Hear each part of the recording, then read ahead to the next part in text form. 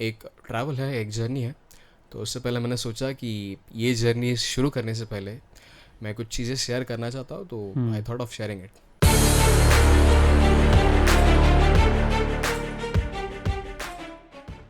नमस्कार, स्वागत है आपका कर्म में, एक पॉडकास्ट जहां हम उस रहस्यमयी और शक्तिशाली ऊर्जा के बारे में बात करते हैं जो हमारे कार्य और उसके परिणामों को जोड़ती है। मैं हूं आरजे रवि और इस शो में हम ऐसी कहानी के बारे में बात करेंगे और विचारों की गहराइयों में जाएंगे जो ये समझने में मदद करेगी कि हमारे द्वारा किए गए कर्म कैसे हमारे जीवन और दुनिया पर असर डालते हैं। चाहे वो पर्सनल बातें हों या फिर बात हो कुछ ऐसे अलग उदाहरण की जो हमें दिखाते हैं कि कर्म का चक्र कैसे काम करता है। तो तैयार हो जाइए और हमारे साथ इस सफर पर निकल पड़िए जहां हम कर्म के रास्ते को समझेंगे। मेरे साथ है शुभम महेंद्र पाटिल। हम जानेंगे उनकी जिंदगी से जुड़े कुछ रहस्य। शुभम, आप करते क्या हैं अभी डेली लाइफ में? हम सबको एक अर्निंग की जरूरत होती है। यस सर, फिलहाल तो मैं जॉब कर रहा था, लेकिन अभी एक ट्रैवल है, एक जर्नी है। तो उससे पहले मैंने सोचा कि ये जर्नी शुरू करने से पहले मैं कुछ चीज़ें शेयर करना चाहता हूँ, तो I thought of sharing it. So sharing में हम सब बात तो करते हैं कि हमारी ज़िंदगी की बहुत सारी चीज़ें होती है जिन्हें हम हर किसी के साथ शेयर करते हैं। कई बार हम जो शेयर करते हैं उससे हमारी नज़र भी लग जाती है। हाँ जी। तो आप कहाँ से अपने आप को इन चीज़ों में मतलब इन्वॉल्व कर रहे हो? मैं ऐसा कहना चाहूँगा कि जो ज़्यादा जेन्युइन होता है या फिर जिसमें ज़्यादा कैलिबर, स्पार्क या फिर टैलेंट होता है, जो हर चीज़ जेन्युइनिटी से, लॉयलिटी से करता है, वो ज़्यादा टेस्ट होता है, उसको ज़्यादा तोड़ मरोड़ के जो है टेस्ट किया जाता है। सो इसका और एक कनेक्शन है कि इल्यूजन्स। आप जब अपने पीक पर होते हो, पीक पॉइंट, कि आपका सक्सेस आपके हाथों में है, आप चरण सीमा पर हो या फिर आप पहुंचने ही वाले हो, 2-3 सीढ़ियाँ बस बाकी है, तो वहाँ पे क्रिएट होता है इल्यूजन। तो इसके बारे में मैंने पढ़ा और मैंने एक बार नहीं, मैंने बहुत बार ये एक्सपीरियंस किया। तो आई थॉट कि मुझे लगा कि ये सिर्फ मेरे ज़िंदगी में दुख दर्द है, तो नहीं, ऐसा नहीं है, ये हर किसी की कहानी है। तो मैंने ऐसे सोचा कि मैं जो सफ़र कर रहा हूँ वो और लोगों ने नहीं करना चाहिए। सो आई विल स्पीक अबाउट कि जो महादशा कहते हैं उसे। कई सारी राहु की दशा में कई सारी महादशाएं होती है, कई सारी छोटी छोटी बातें होती हैं जिसका प्रभाव 18 साल का होता है। एक की कुंडली में अगर वो बैठ गए तो फिर, बट अगर हम लोग देखें एक पॉइंट पे आने के बाद हमें ऐसा लगता है कि कहीं ना कहीं हम सब एक सिचुएशन में हैं। किसी सिचुएशन में आप भी थे, वो सिचुएशन क्या थी और उसके बारे में आप क्या कहना चाहोगे? ये जो पर्टिकुलर सिचुएशन है, इसके बारे में आपको मैं बताना चाहूँगा कि ये जो राहु इफेक्ट्स रहता है, मैंने ऐसे सुना कि वो देने पर आए तो आपको सब कुछ दे दे, जो आपके बस में भी ना हो या फिर आपके नसीब में भी ना हो, वो आपको रंक से राजा बना देता है। और वो आपसे जब ले लेता है, जब छीन लेता है, तो आपके पास कुछ नहीं बचता। तो मैंने ये एक्सपीरियंस किया कि, और ये बहुत बार किया, कि मैं जब सक्सेस पीक पे था तो ये चीज़ें बहुत हुई, और इसके बारे में मैं बताना चाहूँगा। मेजरली मैं बात करना चाहूँगा इल्यूजन्स ऑफ राहु। सो वो क्या करता है कि आप जब अपने पीक पर रहते हो तो आपके सामने जो है स्मोकी ब्लरी एक मिरर इमेज क्रिएट हो जाती है, एक इल्यूजन क्रिएट हो जाता है, एक ऐसा इल्यूजन जिसके बारे में आप सोच भी नहीं सकते। वो इल्यूजन का अल्टीमेटम ये रहता है कि आप कोई गलत डिसीजन लो, आपसे गलती हो, आपसे कोई पाप कर्म हो, और आपके हाथ में जितना आपने कमाया है, जितना आपके हाथ में आया है, वो जो है डिस्ट्रॉय हो जाए, उसका डिस्ट्रक्शन हो जाए। और इसमें मेजरली क्या हो सकता है ना, क्या पैसा, आपकी धन दौलत नहीं, आपकी सबसे करीबी चीज़। अगर आपका पैसा आपको सबसे ज़्यादा करीब है तो पैसा जाएगा, आपकी जायदाद हो तो जायदाद जाएगी, आपके रिलेशनशिप्स या फिर आपके जो रिश्ते हो वो रहेंगे। अभी रिश्ते में जो है ऐसा पर्टिकुलरली कुछ नहीं है कि सिर्फ रिलेशनशिप, माँ बाप हो, आपकी जॉइंट फैमिली हो, फर्स्ट प्रायोरिटी पे जो रहेगा वो सब जो है डिस्ट्रॉय हो जाएगा। कैसे डिस्ट्रॉय होगा? जैसे कि मैंने कहा कि इल्यूजन क्रिएट होता है, मिसअंडरस्टैंडिंग क्रिएट होती है, मिसइंटरप्रिटेशंस होते हैं, आपकी आदतें बदल जाती हैं, आप जो नहीं करना चाहते, मतलब हम भगवान से कहते हैं कि हमसे कोई पाप ना हो, हमसे कोई दुष्कर्म ना हो, वो होगा, यहाँ पर वो होगा ही होगा। तो आप वो करना नहीं चाहते लेकिन वही होगा। सो एक जो टारगेट रहता है, पता है, मतलब सिंपल एग्जांपल कि सेल्स वालों का एक टारगेट रहता है सर जी, कि सर आपको इतना बेचना ही है, आपको वो इतना सेल करना ही है तो करना ही है। तो नेगेटिव एनर्जी का ये टारगेट, और इसका यही टारगेट रहता है कि जो इनफाइनाइट है, जो कभी टूट नहीं सकता, जिसे हम तोड़ नहीं सकते, यूनिवर्स। यानी आप ये कहना चाहते हो कि नेगेटिव एनर्जी जब भी प्रोड्यूस होती है तो अपने साथ साथ कुछ ऐसे बाउंड्रीज भी और कुछ ऐसे प्रोटेक्शन भी लेके चलता है जिसको शायद ही हम लोग क्रैक कर पाए।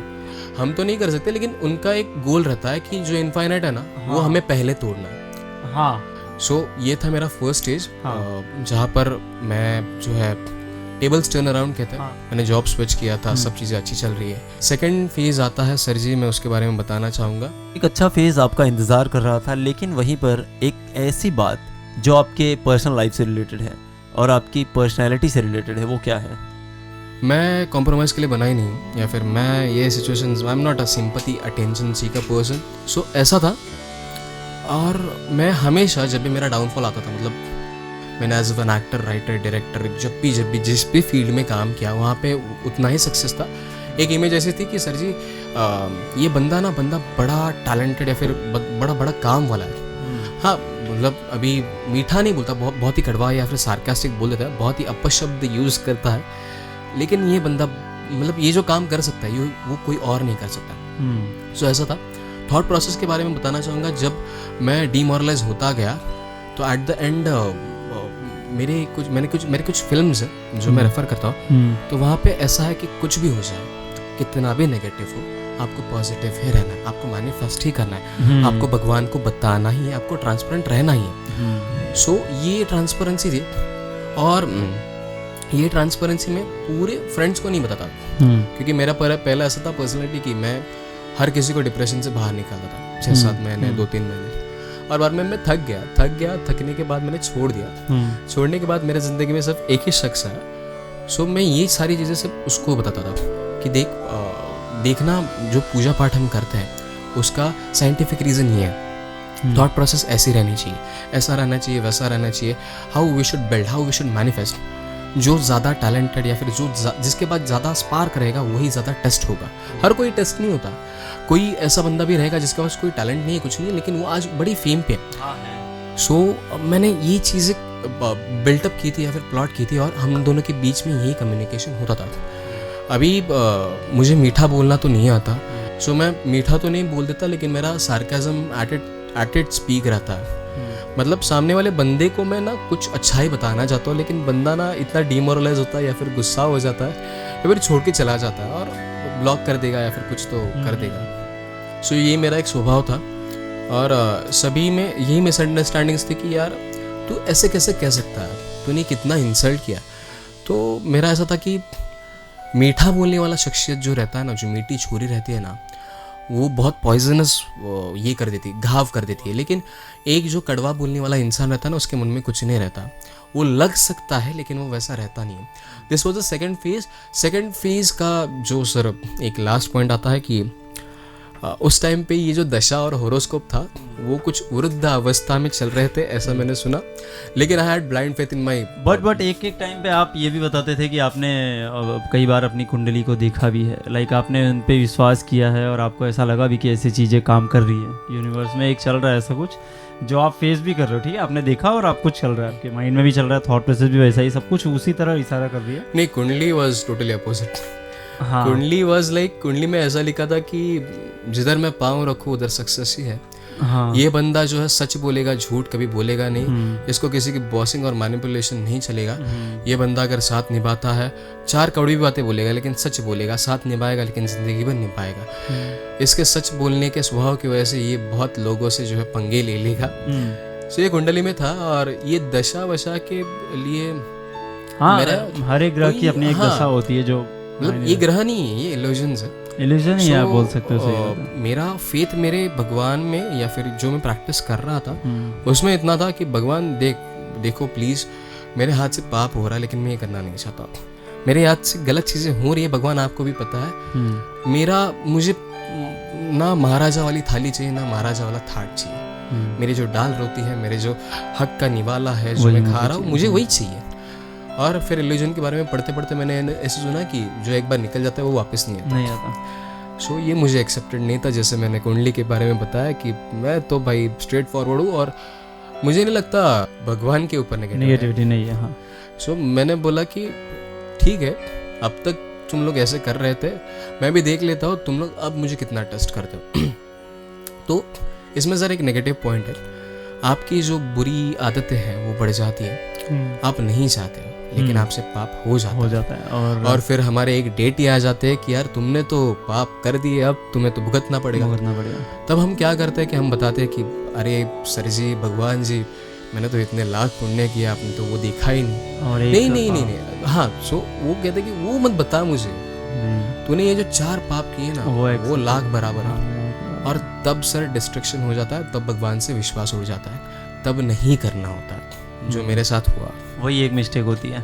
सो गाइज, मिस्टेक्स हर किसी के लाइफ में होती है, बट एक ऐसा टाइम आता है जहाँ पर आप सब भी अपने आप को कवर नहीं कर पाते। आपको लगता है कि आप रोक सकते हैं, आपकी बाउंड्री लिमिटेशन आप क्रॉस कर चुके होते हो। जहाँ आप पुण्य की बात करते हैं वहीं आपसे पाप हो रहा होता है। खैर, ये सिचुएशन बहुत लंबी होती है। जब आप ऐसे फैथ को ऐसी चीज़ों को जी रहे होते हो तो आप बहुत कुछ चीज़ें अपने मन में भी लेकर चलते हो कि बाद में फिर से टाइम सही होगा। दोस्तों, हम आशा करते हैं कि इस एपिसोड ने आपको कुछ नया सोचने के लिए प्रेरित किया होगा और अगले कदम की ओर भी मजबूत बनाने में मदद की होगी। याद रखें, हर दिन एक नया अवसर है और नया भाग एक नई शुरुआत। अगर आपको हमारा पॉडकास्ट पसंद आया हो तो इसे अपने दोस्तों के साथ जरूर शेयर करें और हमसे जुड़ने के लिए सब्सक्राइब करें गुरुवाणी कम्युनिटी रेडियो 90.8 FM। और अगला भाग जल्द ही आपके सामने होगा। तब तक के लिए अपना ध्यान रखें और नए अध्याय की ओर बढ़ते रहें और सुनते रहें गुरुवाणी कम्युनिटी रेडियो 90.8 FM, आवाज कल्याण करो की।